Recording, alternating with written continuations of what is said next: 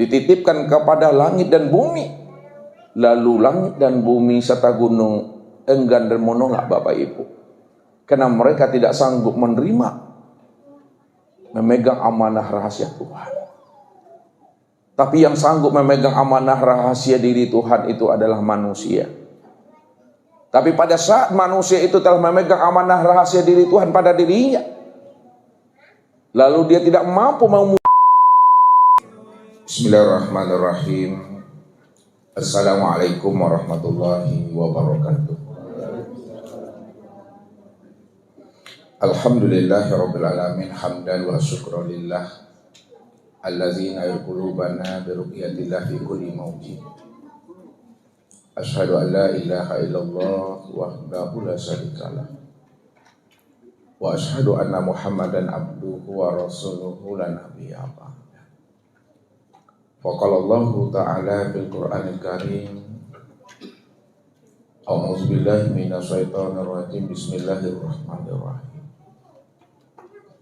Sanurihim ayatina fil afaq wa fi anfusihim hatta yatabayyana lahum annahul haqq.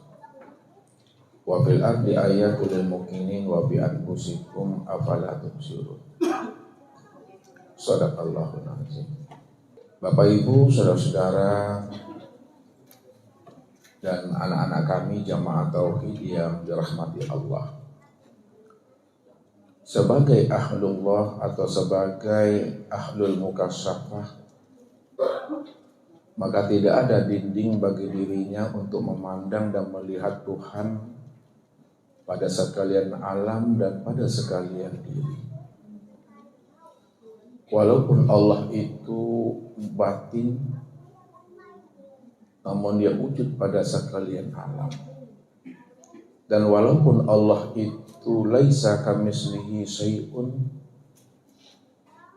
namun ia itu nyata pada segala sesuatu. Karena sekalian alam dan diri ini merupakan ainullah atau nyatanya Allah, atau juga disebut namanya mir'atillah atau cermin Allah. Maka sekalian alam dan diri kita inilah tempat nyatanya memandang akan kewujudan dan kezahiran Allah itu secara nyata dan jelas. Kalaulah alam dan diri kita ini adalah tempat memandang kezahiran diri Allah secara jelas dan terang, maka sekalian alam dan diri kita ini yang dikatakan namanya tajalli diri Allah itu sendiri, yang disebut namanya Muhammad. Maka disinilah orang-orang yang ahlullah dan orang-orang yang ahlul kasab, dia mampu memandang dan melihat Allah itu dari segala sesuatu yang wujud ini.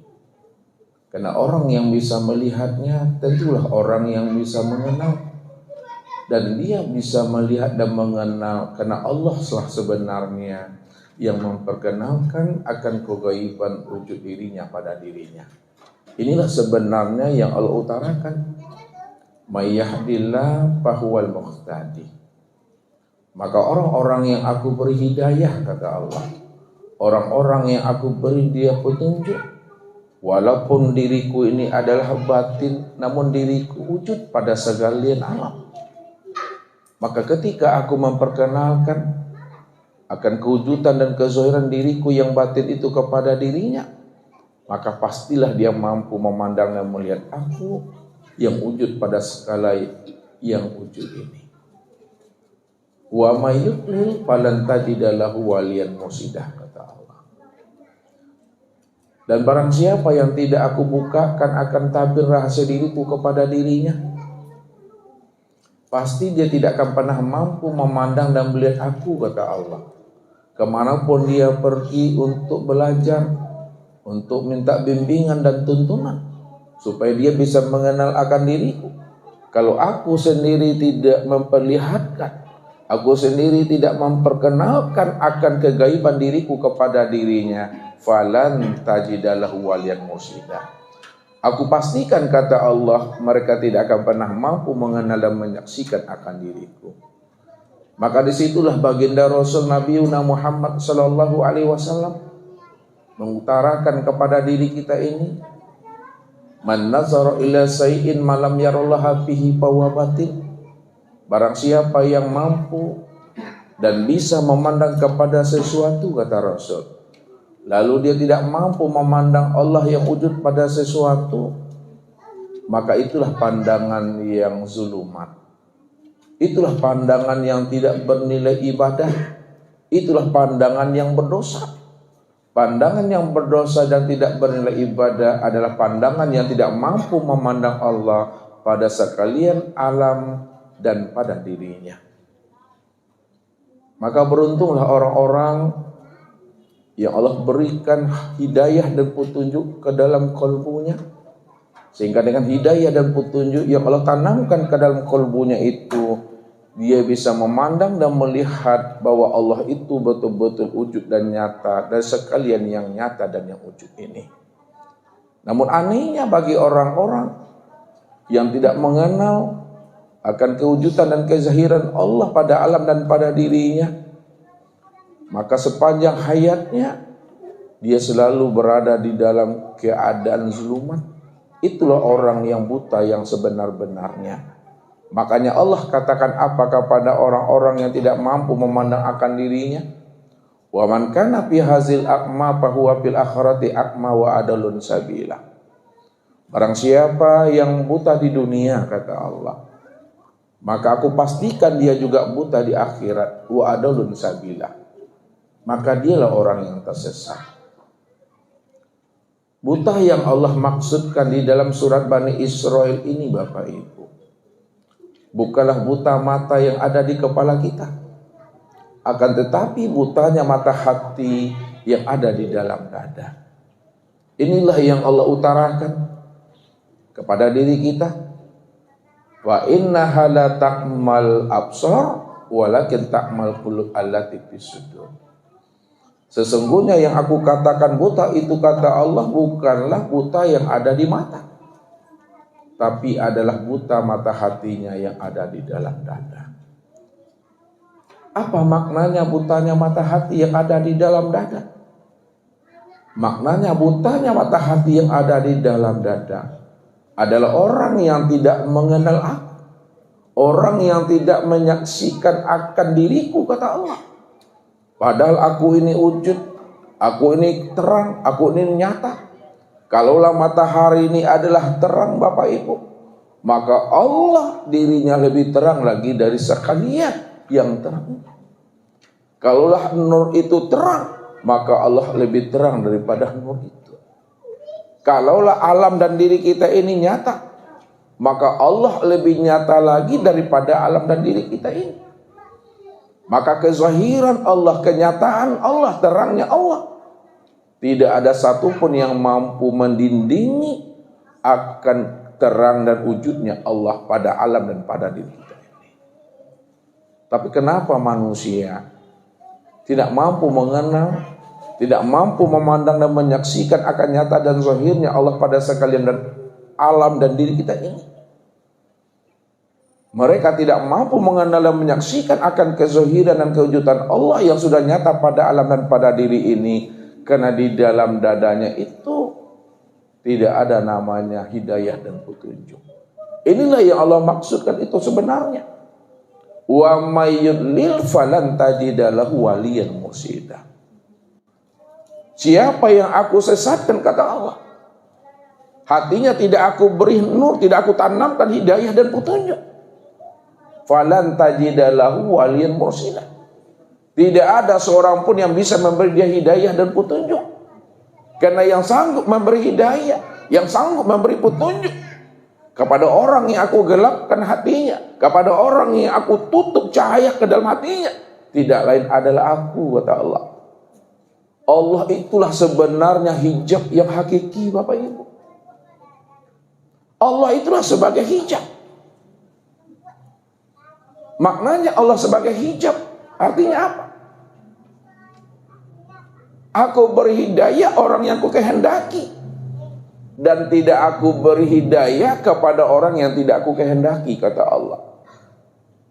Jadi orang yang mendapatkan hidayah, orang yang mendapat petunjuk, dan orang yang tidak mendapatkan hidayah dan petunjuk, itu haknya Allah. Disitulah letaknya Allah itu sebagai hijab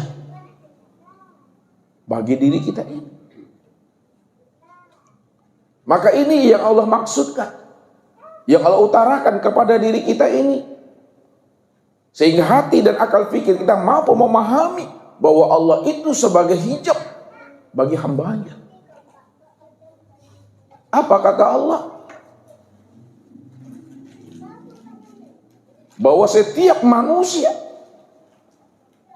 aku ciptakan dan aku jadikan dirinya berada dalam keadaan tersesat, kata Allah. Illa man hadaituhu, kecuali orang-orang yang aku beri hidayah, orang-orang yang aku beri petunjuk. Kalaulah mereka tahu aku ini adalah sebagai orang-orang, akan memberikan hidayah dan petunjuk bagi mereka. Fastahduni ahdikum, maka mintalah hidayah kepada aku, mintalah petunjuk kepada aku.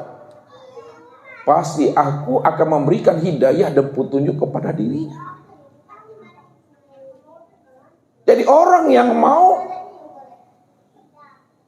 meminta hidayah dan petunjuk kepada Allah, maka temuilah Allah itu, carilah Allah itu.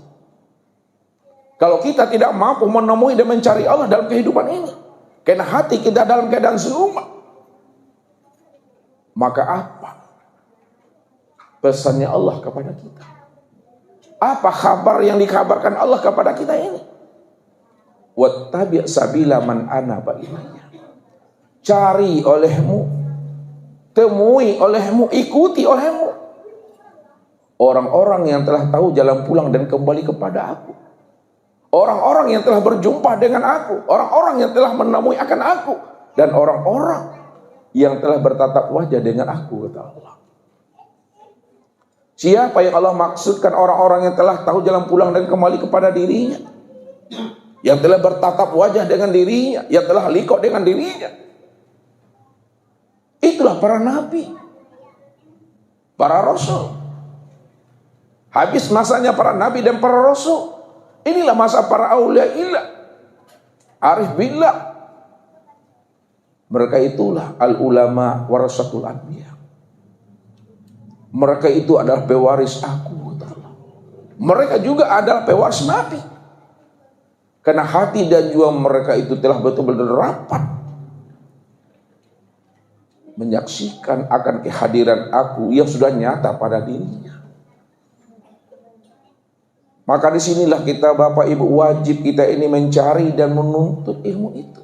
Ilmu itu mesti didatangi, ilmu itu mesti dicari, supaya ilmu yang kita tuntut dan kita pelajari itu ada barokah bagi diri kita, ada usaha kita, ada ikhtiar kita.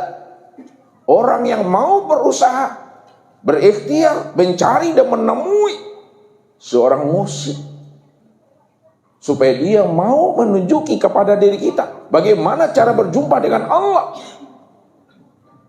pasti Allah berikan kita kemudahan dan kelapangan jalan untuk bisa kita sampai kepada dirinya. Wallazina jahadu fina lanahdiyannahum subulana. Siapa yang bersungguh-sungguh berjalan di atas jalan hidayah dan petunjukku, dia berusaha, berikhtiar, istiqomah untuk mencari dan menemui aku, pasti, kata Allah, dia akan berjumpa dengan aku. Ini Allah katakan, ya ayyuhal insan innaka kadihun ila rabbika qadhan pamulaki. Wahai jantung hatiku, kata Allah, kamu sudah berupaya bersungguh-sungguh, zahir dan batin untuk mencari dan menemui aku. Pasti satu saat kamu pasti akan menemui aku, karena aku sendiri yang akan memperkenalkan akan diriku kepada dirimu. Jadi Allah yang memperkenalkan dirinya kepada kita, Bapak Ibu. Kalau Allah yang memperkenalkan akan rahasia dirinya kepada diri kita, pasti kita mampu untuk memandang dan menyaksikan akan dirinya yang wujud pada sekalian alam dan wujud pada diri kita ini. Sesuatu yang tidak mungkin bagi Allah Bapak Ibu. Yang tidak wujud aja Allah mampu mewujudkan, apalagi barang yang sudah wujud. Mudah saja bagi Allah untuk memperkenalkan dirinya kepada dirinya yang sejati. Inilah suatu rahasia dalam proses kehidupan kita ini Bapak Ibu. Bagaimana sebelum kita ini mati, sebelum roh itu meninggalkan cangkangnya, sebelum roh itu meninggalkan kesing ini, setiap pribadi kita ini mesti mampu mengembalikan amanah dan rahasia Tuhan itu kembali.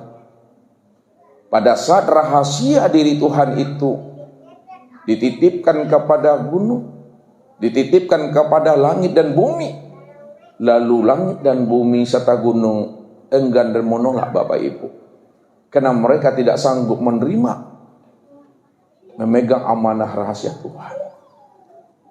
Tapi yang sanggup memegang amanah rahasia diri Tuhan itu adalah manusia. Tapi pada saat manusia itu telah memegang amanah rahasia diri Tuhan pada dirinya, lalu dia tidak mampu memulangkan dan tidak mampu pula mengembalikan amanah itu kembali dalam keadaan fitrah dan suci, maka Allah katakan mereka itu dalam keadaan zulmat. Mereka dalam keadaan zolim dan berbuat aniaya terhadap dirinya. Itulah orang yang bodoh, kata Allah.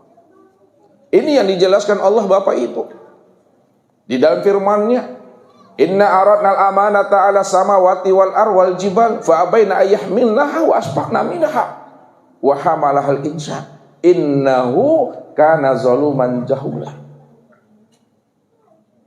Sungguh kami telah mempertaruhkan, kata Allah, kami telah mengamanahkan kepada langit dan bumi serta kepada gunung-gunung akan rahasia diriku.